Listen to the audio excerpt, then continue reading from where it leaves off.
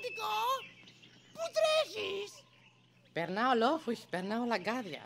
Τριγυρνάω εδώ και εκεί, παντού γυρνάω. Και υπηρετώ τη βασίλισσα των εξωτικών. Στρώνω μπροστελίδες να περάσει. Όμως Στραβολάκο πρέπει να φύγω. Η βασίλισσα και η ακολουθία της φτάνουν σε λίγο. Έχει και ο βασιλιάς μου γλέντι εδώ απόψε. Πρόσεχε μην τύχει και η βασίλισσά σου βρεθεί μπροστά του.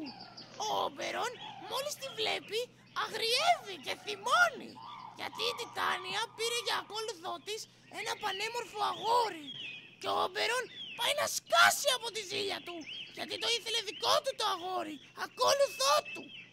Αν κρίνω από το σουλούπι και την εμφάνισή σου, αυτός είσαι. Το διαολεμένο τελώνιο, το άτακτο. Αυτός που σε φωνάζουνε που, η Ρόμπιν, συνάδελφε. Μπράβο, το βρήκες! Εγώ είμαι που κάνω κόλπα έξυπνα για να γελάει ο Όμπερον όταν χλιμιντρίζω σαν φορά δαγκαστρωμένη και μαυλίζω το βαρβάτο άλογο. Όταν η πιο γριά και πιο σοφή αρχίζει να λέει το πιο θλιμμένο παραμύθι της, εγώ πάω τότε και της κάνω το τρίποδο σκαμνί. Πάει να κάτσει, γλιστράω εγώ από το πισινό της, ανάσκελα αυτή. Πάει η κολάρα που φωνάζει και αμέσως την πιάνει δίχας. Οχ, φύγε εξωτικό, έρχεται ο Όμπερον. Αχ, και η βασίλισσά μου.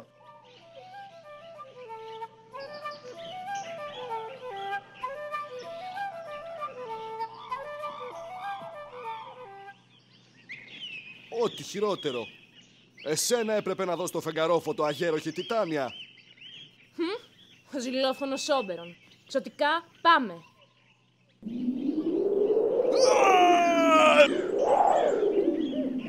Για μια στιγμή, βρωμοθήλικο. Ο κυριός σου δεν είμαι εγώ. Όσο εγώ είμαι η κυρία σου. Πώς βρέθηκες εδώ?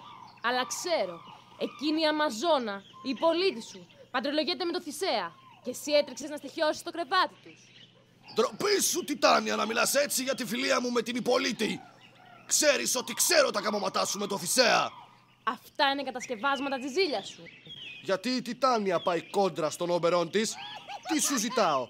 Εκείνο το αγοράκι θέλω. Δώσ' το μου που το θέλω για ακόλουθό μου. Αυτό βγάλ' το από το μυαλό σου. Και όλο τον εραϊδόκοσμο να μου χαρίσεις, τα γόρι δεν στο δίνω.